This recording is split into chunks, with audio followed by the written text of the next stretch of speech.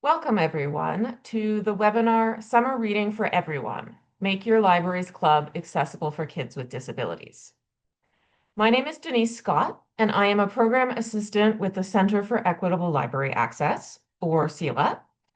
I'm also a librarian at the Toronto Public Library, but today I'm here on behalf of CELA. And I just want to start off by thanking all of you for joining us and thanking the folks at the TD Summer Reading Club for asking us to offer this training today. So a few housekeeping notes first, and then we'll get into things. First, my colleague Andrea Blake will be joining us today as well. She'll be monitoring the chat. There will be an opportunity about halfway through and then again at the end to ask questions. So we ask that you hold any of your content-based questions until then. But if you're having any technical issues, please do go ahead and put that in the chat, and Andrea will do her best to assist you. Also, we do have the live captioning enabled today. You can turn that on by selecting the closed captioning button on the Zoom features. The PowerPoint slides from today's presentation will also be available after the fact, as will this recording that we are making. Lastly, I want to acknowledge that I live and work in Toronto, the traditional territory of many nations, including the Chippewas of the Credit, the Anishinaabeg, the Chippewas, the Haudenosaunee, and the Wendat peoples. This territory is now home to many diverse First Nations, Inuit, and Métis peoples. The land is covered by Treaty 13 with the Mississaugas of the Credit. And wherever we find ourselves today, across Turtle Island, we can be grateful to the First Nations for their careful guardianship and stewardship of the land. So we've got three main goals for today's training. First of all, I'm going to talk about how to find and use the accessibility resources created by the TD Summer Reading Club. I'm also going to talk about how to promote accessibility to kids and their families and why that's important. And lastly, I'm going to give you some tips on how to incorporate accessibility into the different aspects of your club, things like tracking the reading, giveaways, programming, and more. And I want to begin with a little anecdote that came to us from a parent that uses the Cambridge Public Library here in Ontario. So this parent said, "My little girl has a disability and is embarrassed to read because she's in grade 4 with a grade 1 reading level. SRC has changed all of that to proud of reading. She even started reading in bed at night on her own with a flashlight. I cried tears of joy." And I include this anecdote as a reminder that this is why we do this. If you've made a difference in the life of one child, then you've made a difference. Now, before I talk about TDSRC, I want to explain a little more about the organization that I work for, because we might be new to you. So the Center for Equitable Library Access, or CELA, is a national not-for-profit organization that provides accessible reading materials to people with print disabilities. And one of the main ways that we do that is through working with libraries. We are a bilingual organization, so our services are available in French and English, and we also collect materials in both languages. We have reading material for people of all ages, including children, everything from classics and award winners to bestsellers and nonfiction. We've got Captain Underpants, all the fun stuff that kids like to read. The material that we have is available in formats including Braille, accessible e-text, and audio. So who can access CELA's collection? CELA is a free service available to anyone in Canada with a print disability. And a print disability is a disability that impacts the way someone reads. This can include learning disabilities, vision impairments or disabilities, as well as certain types of physical disabilities that impact the way someone can hold a physical book or turn the pages. And the diagnosis or identified need of that person is going to vary. There's a lot of variance within print disabilities. And part of that is because print disability is not an official medical diagnosis. It's a legal copyright term. So the person would be diagnosed with something else, and then that diagnosis would fall under the legal definition of a print disability. But that person also might not have a diagnosis. There's a lot of reasons why that might be true, but they might still have reading needs that would be considered a print disability. So this is why access to the core of our collection, our CELA collection, does not require proof of disability. You can self-identify to register. So if you're supporting a child that doesn't yet have a diagnosis, maybe they're waiting for it, or you don't know whether they do, but you recognize that they need these kinds of support, that child likely would be eligible. We do offer access to a secondary collection. It's called Bookshare. It's an American collection, and their registration process does require that we ask for proof of disability. So there's a form to fill out, but it's only if the user wants access to that secondary collection. There is still a ton of accessible material that they can access simply by self-identifying and not needing to provide proof of disability. CELA is also available for free to professionals who work with people with print disabilities. So certainly this includes libraries, but it also includes educators and teachers and other support workers, such as, for example, rehabilitation specialists. The vast majority of libraries across Canada have a CELA account, and that means that you can order materials on behalf of your patrons with print disabilities and have them already in your branch. And you can also order them in to use them and promote them in a program. So bring a Braille book into story time, for example. Now, I've already mentioned print disabilities, but the category of disability is, of course, a much broader category. It can include physical and mobility disabilities other than the types that impact reading. And it can include less immediately obvious disabilities, things like mental health issues, chronic illness, neurodivergence, and it can also include hearing-related disabilities. Though I do just want to add the caveat here that some deaf folks do not consider themselves disabled. Some do, some don't. Both viewpoints are equally valid, but it is important to recognize the distinction that some folks make. This is actually why you'll sometimes see phrases that do separate out the two terms. So you'll see a phrase like people who are deaf or disabled, rather than simply saying people who are disabled. For today's purposes, I am using the word disability to incorporate accessibility considerations related to hearing as well. And the last thing I want to say before getting into TDSRC specifics is you're probably already doing accessibility and might not even realize it. So, for example, if you're including information on your programming promotions and your communications about how to request accommodations, that's a first step to making that program that much more accessible. Or if you notice a child in one of your programs is becoming overwhelmed and you offer them a quiet space to take a break, that's accessibility too. That can be neurodivergent adaptations and accommodations. So incorporating accessibility into your summer reading club doesn't have to mean starting from scratch.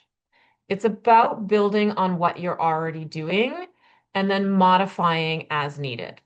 And hopefully you'll come away today feeling like you've got some tools and resources on how to do those modifications when they come up. Okay, So let's talk about the ways that TDSRC works to make the club accessible and how you can find and use those resources. So I'm going to start off by providing a quick overview of the club's main accessibility features. And then we're going to do a bit of a tour of the website, both on the public and staff sides.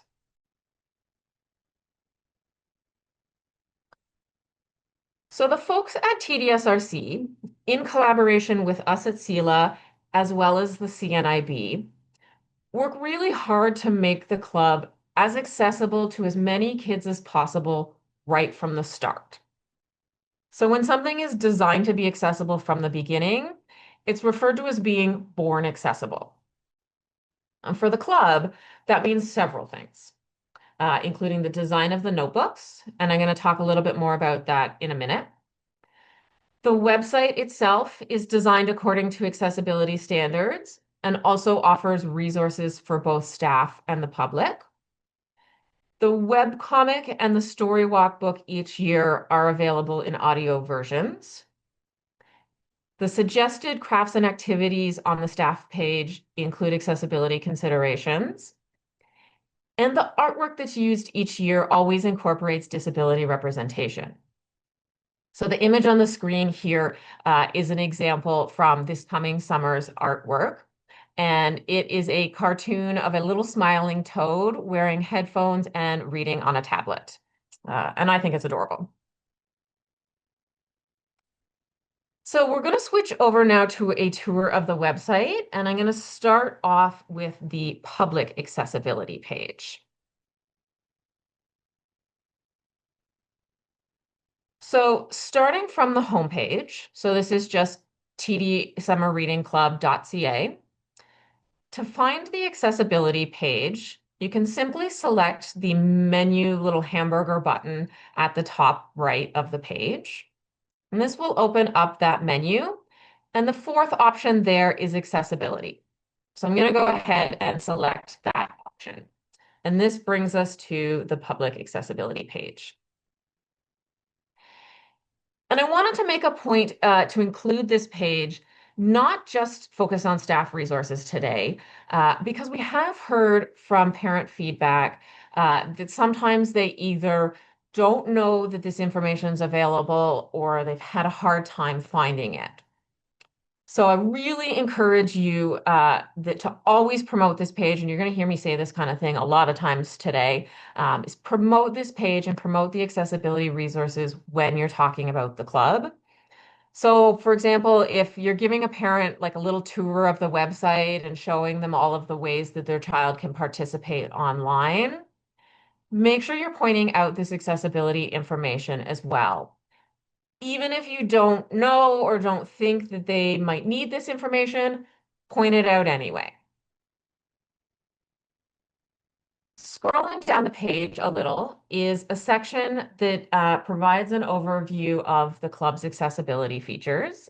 So these are the things that I just ran through a minute ago, like the audio versions of the webcomic. And below that are resources to help parents and caregivers support their child's reading. A particularly important part that I want to highlight here is that this is one of the ways that participants can access the version of the recommended reads list each year that is made up of titles available in accessible formats in CELA's collection. So each year, the recommended reads list has about 100 books on the list. We at CELA take that list and we make a secondary list with all of the titles that are in our collection. And that list is available and promoted on the kids' book pages of the website once those go live, but it is also available here. And so that's the clickable link in the little book section on the left of the page here. Below that are some additional external resources. So these go to outside web pages that have more tips for ways that parents can support their children's reading depending on their needs. And then we come to the section on the notebooks. So I'm going to start off by talking about the physical notebooks. So these are the ones that you receive at your library and hand out to participants. They are designed with accessibility in mind. They use a larger font and strive for a less cluttered design, some more open space on the page, trying to be a little less visually overwhelming. They also promote accessible reading formats, and they offer a diverse range of types of games and activities. So there's a bunch of little puzzles and games and things built into the notebook. And while it's true that not all children will necessarily be able to complete all of those activities, the intention is that there's a broad enough range that every child should be able to do at least some of them so that every kid does get to participate in some way. And lastly, those notebooks are reviewed by us at CELA. Now, in addition to those physical notebooks, TDSRC also provides digital versions of the notebooks in accessible formats.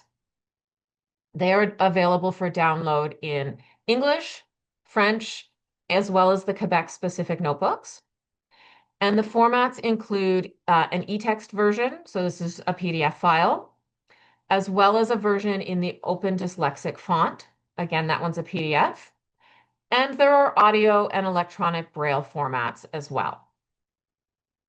And I'm going to click on one of the Open Dyslexic font books just to give you a sense of what that looks like. This is from last year's program. It is the exact same as the physical print notebook, just in this case with a different font. I do want to pause here to acknowledge that the Open Dyslexic font is not universally accessible, even for folks with dyslexia. So we at the club offer it as an option for readers to choose if they feel that it's something that benefits them. But we just want to remind you not to assume that even if you're supporting a reader with dyslexia, don't assume that they will necessarily benefit from this font. So I'm going to switch over now and talk about the resources that are available on the staff site. So I'll switch back over to our website, and I'm going to go back to homepage. So starting again from the main homepage of the TDSRC website, to access the staff site, you're going to scroll all the way down to the bottom, and forgive me for doing that fairly quickly. So right at the very bottom in the purple banner, there is an option that says staff site. And so I'm going to go ahead and select that.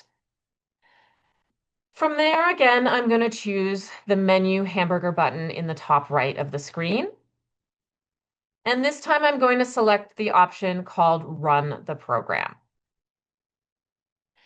This will bring us to a page that has a whole bunch of different types of resources that you'll need for running the program. And one of those options on the left side of the screen says Plan for Accessibility. So I'm going to select that page. And this brings us to the Staff Plan for Accessibility page. And scrolling down, we do again have a list of the club's accessibility features. This is very similar to the one on the public site. The main difference here is there's also the inclusion of a link to the activities page.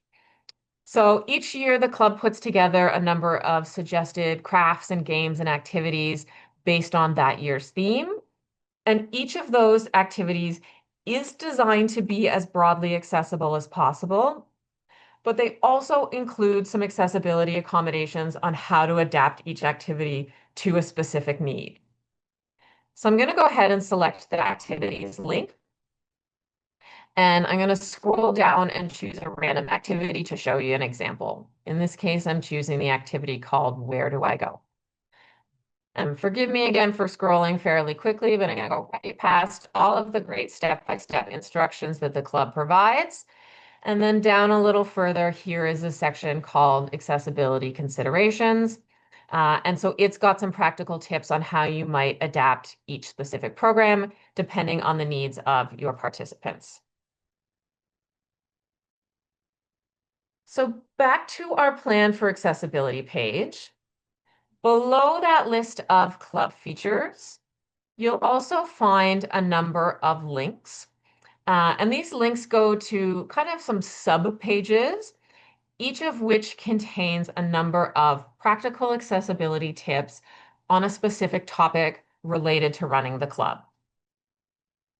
So what I'm going to do now is I'm going to switch back over to our PowerPoint slides, and I'm going to go through a number of these sub-page topics, and I'll give you a sense of the kind of information that you'll find there, and I'm going to give you some examples of the practical tips along the way as well.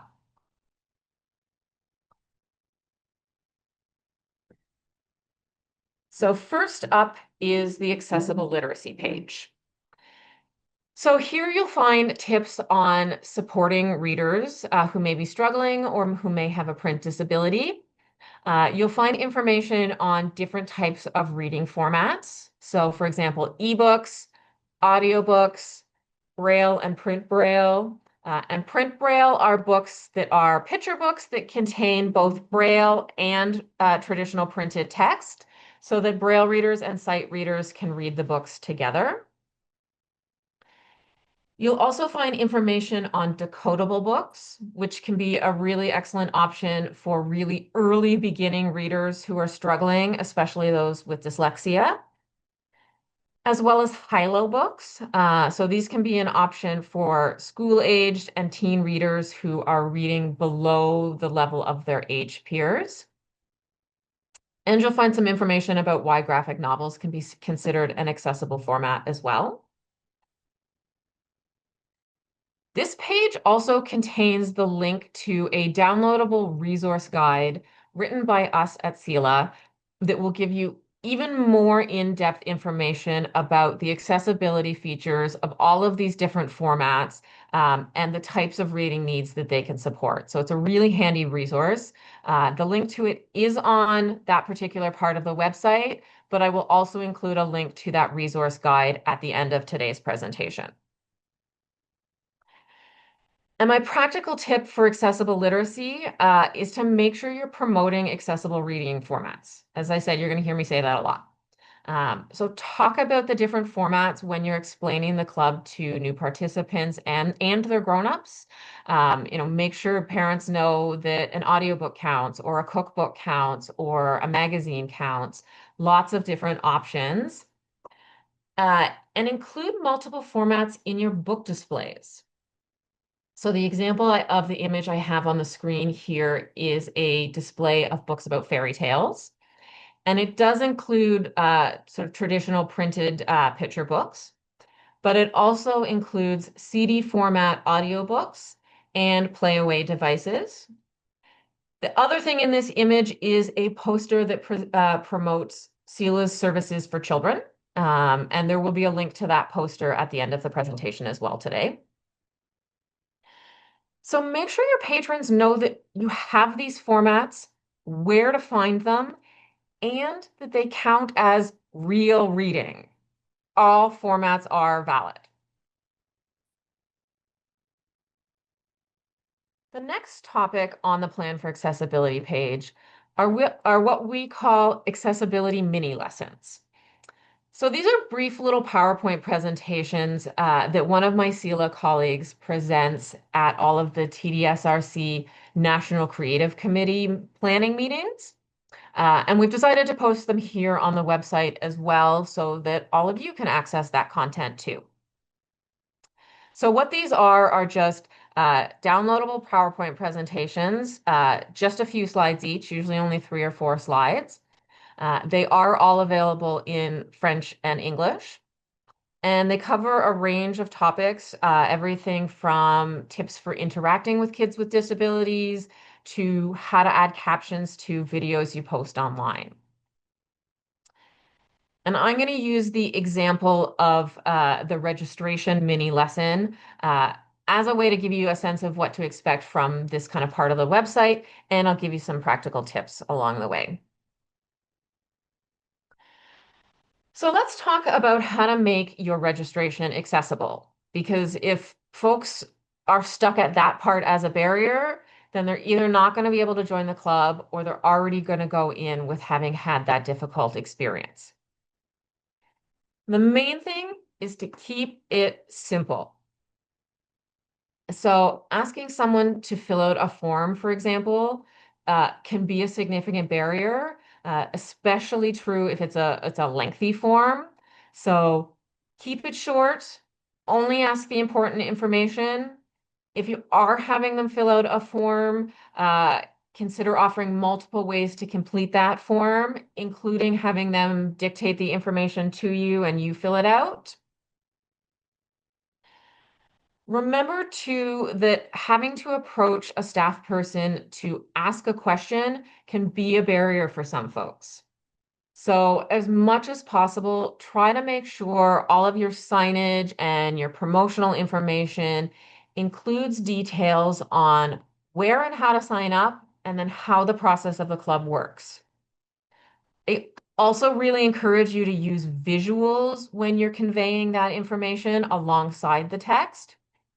So some folks process visual information more comfortably than text-based information, and lots of folks will feel more comfortable approaching a staff person to register if they already know how the process works and what to expect. So you're taking out that unknown aspect.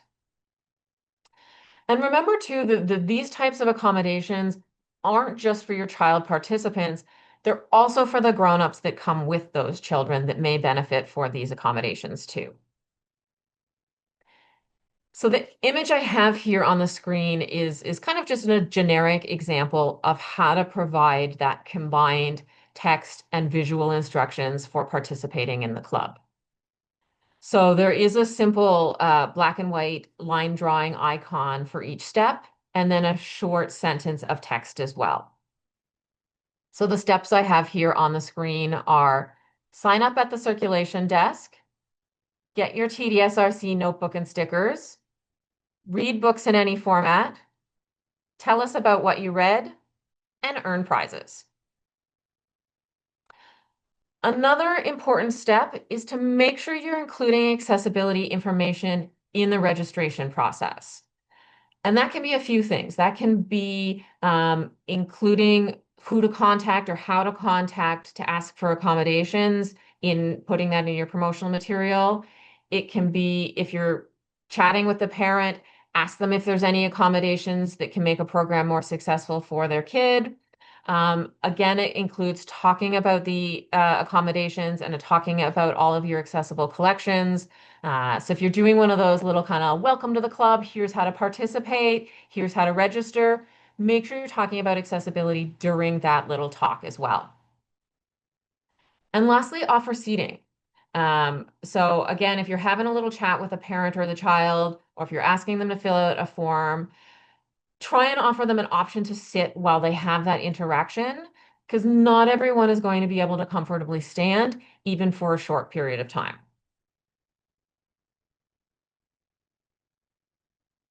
So my next topic on the Plan for Accessibility page is all about promotions and outreach.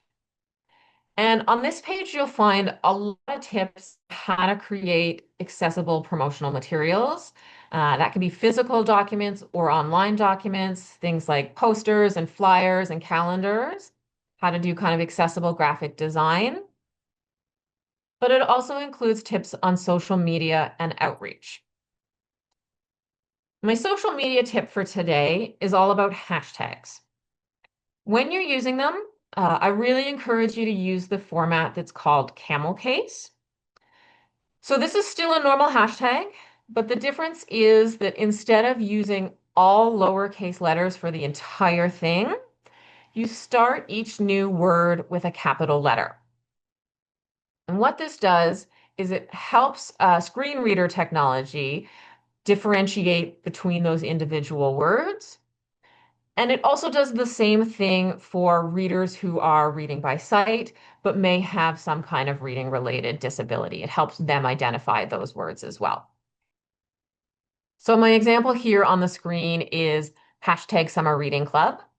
And I've got a capital S in summer, a capital R in reading, and a capital C in club.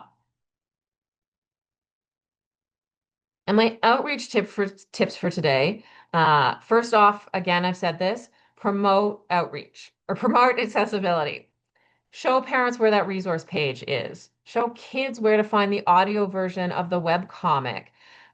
Promote their multiple reading formats. If you're going to a school to do outreach or a daycare center and you plan to take some books as examples with you, take some of those multiple formats with you so that the kids and the grown-ups can see them and really understand what they are and that those count too. And lastly, do outreach that involves people with disabilities. Talk to disabled people. We are not that scary, I promise. So if you're planning any kind of specific accessibility considerations, try and talk to the people who might benefit from them first, so that you know that it's something that they want and need, and they're going to get out of it what you intended. But also do outreach to the disability organizations in your areas. And this can be rehab centers, parent groups, day programs, literacy and tutoring support organizations. Show them that the club is accessible, show them how you're making the club accessible, and let them know that their kids are welcome too. Because often they don't know that. They may worry that their kid is going to be disruptive to a program or that the reading and tracking won't be accessible to their child. And so they might just not come. So you got to do that first step of going out and meeting them where they're at. Moving on to our next topic is the accessible event checklist. So Summer Reading Club often includes large scale events. And that might be a Get Your Summer Read On launch event. It might be an end of summer wrap party, might be a really popular guest performer.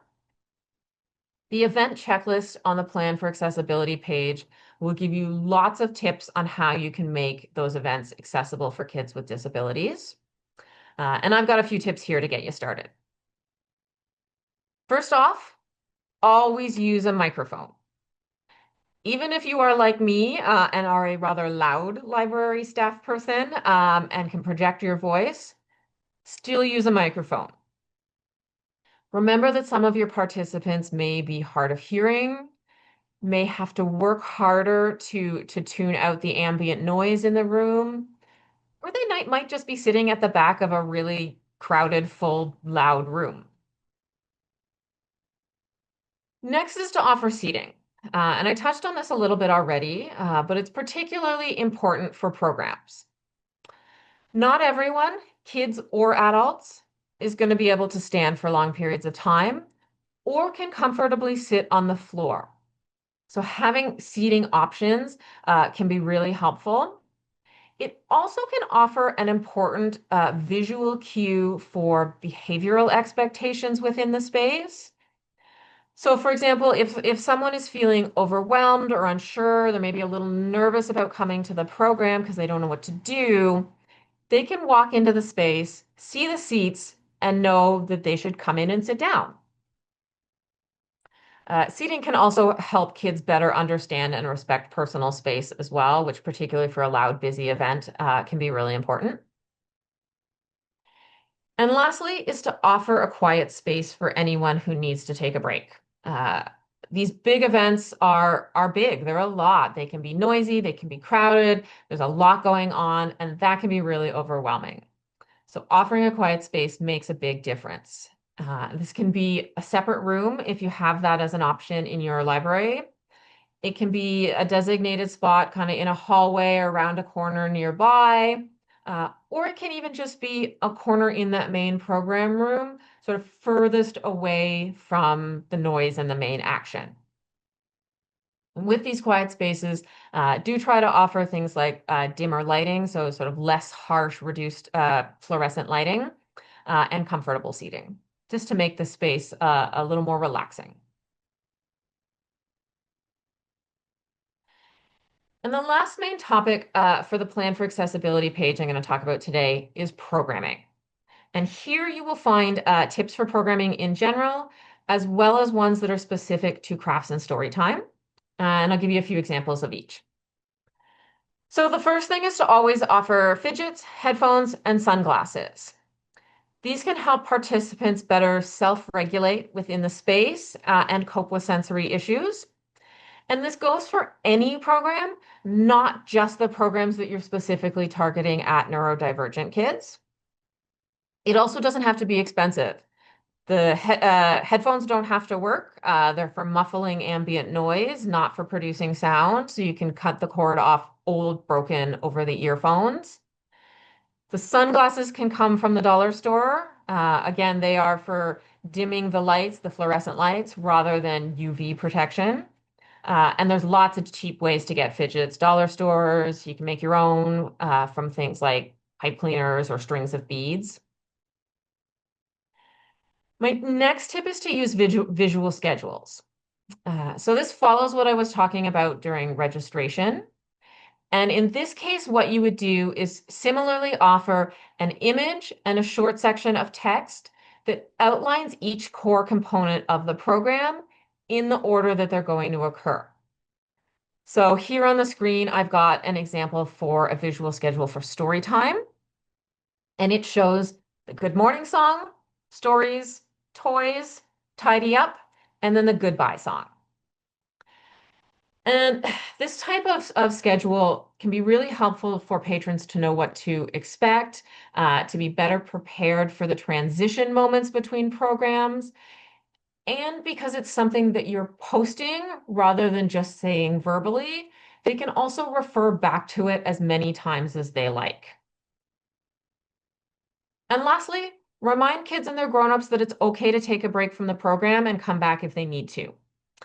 It can be really disrespectful of a participant's needs if you tell them that they have to stay in the program room for the whole time, or that they can't leave and come back. Sometimes we all just need a moment to, take a pause, have a breath, and reset. So I've also got some tips for crafts and story time. My main kind of go-to craft or tip for accessible crafts is to make the materials tactile and multisensory. So use things that feel different, sound different, look different. As much as possible, try to avoid activities that are exclusively paper-based. Materials that are all flat and feel the same aren't going to be as accessible to blind kids. The paper may be more difficult to manipulate for a child with physical disabilities or limb differences. And if everything all feels the same and is just paper-based, it may not be as engaging for a lot of sort of sensory-seeking neurodivergent kids.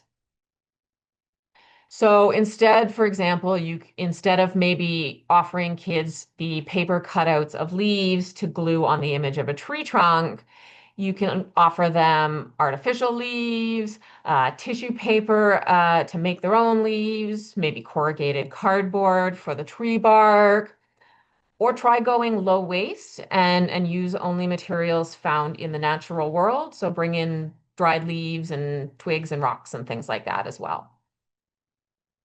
And whenever possible, try to offer the participants choice in the material. Different sizes, shapes, and textures will allow the participant to choose what works best for them without necessarily having to ask for that accommodation. So for example, if you're doing an activity that involves coloring and you put out crayons and markers, a child with mobility issues in their hands may find a marker that is chunky and bigger, more easy to hold and more durable to handle, whereas a slim crayon may be too thin and it's much more easy to break. For story times, I again encourage you to engage multiple senses. So story time isn't just about sitting still and quietly listening to a story. That's not going to work for some kids. It's not how they listen, it's not how they learn. The experience should be more about enjoying the story, experiencing it, learning from it. So offer the kids things like scarves and shakers, blow bubbles, give them musical instruments if that's part of the story. This will help them stay engaged with the content, with the story, but it also helps them put that story content in a real life context. So if the child in the story is blowing bubbles, we're blowing bubbles too. And you can ask them questions about that. Do the bubbles float? Do they pop when they hit something? How does watching the bubbles make you feel? All of those things help them understand and engage with the content that they're hearing in the story. And when choosing books, try to stick with ones with big, bold images and uncluttered designs. So you want to look for bright, high contrast colors and solid outlines around the key elements of the images. This will help kids with low vision be better able to more easily able to understand and differentiate the images. And it just also helps reduce visual stimuli for kids who are either easily overwhelmed or distracted by a lot of sensory input. They're less likely to get lost in looking at all the details in the image and sort of forget to listen to the story. My last section of today's presentation features some accessibility tips that haven't yet made it to the accessibility page. So this page on the website is a work in progress. We update it every year with new things that we've learned. And we've got a few more things that aren't on the page yet, but that we did want to share with you today. The first is about book reporting, and this can be a pretty important one. So to start, I want to remind you that not everyone reads at the same speed. So one child may read 1 or 2 books over the course of the summer, while another reads 10 or 12, but both children may have actually spent the same amount of time reading. So a way to avoid unintentionally disadvantaging kids who are slower or struggling readers, and really just to encourage kids of all reading levels and abilities to participate, is to track reading based on the time spent reading rather than on the number of books read. And this is particularly true for the school age kids who are more likely to be reading independently. So if your program, for example, gives out a sticker each time a child reads a book, consider maybe giving out a sticker instead each time they do an hour of reading or half an hour of reading. And that time can be cumulative too. So 10 minutes spent reading before bed every night counts, and that matters. That adds up. Also, tracking your reading this way has the added benefit of moving away from that idea that reading is a competition or just a task that needs to be checked off your to-do list. The focus really should be on the quality of the reading experience, not on the quantity of books read. Next up, again, as part of the book reporting process, and I've mentioned this already, is again recognize multiple formats. So if a child has read 2 hours of an audiobook, that's 2 hours of reading that child has done. If your library has the capacity and the capabilities, you can consider offering the option to submit book reports online or via email. And remind the participants that they can track their reading on the TDSRC website too. Coming into the library regularly or at all may not be possible for all kids, but they should get to participate too. And so online options open up that possibility. And lastly, here, I want to encourage you to invite the kids to submit book reports in a variety of ways. So the standard kind of go-to is to have a kid come up to the desk and maybe tell you a little bit about the book they read, or maybe answer a specific question that you ask them. And definitely still keep doing that method. That is going to be the best and most accessible option for some kids. But remember that other kids may not communicate by speaking verbally, or they may feel anxious about talking to you, or maybe they just haven't processed the book that way. So offer them an option to draw a picture, make a collage, write out a few sentences, get creative with it. The point here, and really for all of what we're talking about today, is to make the program work for the kids, not to make the kids work and adapt to the program.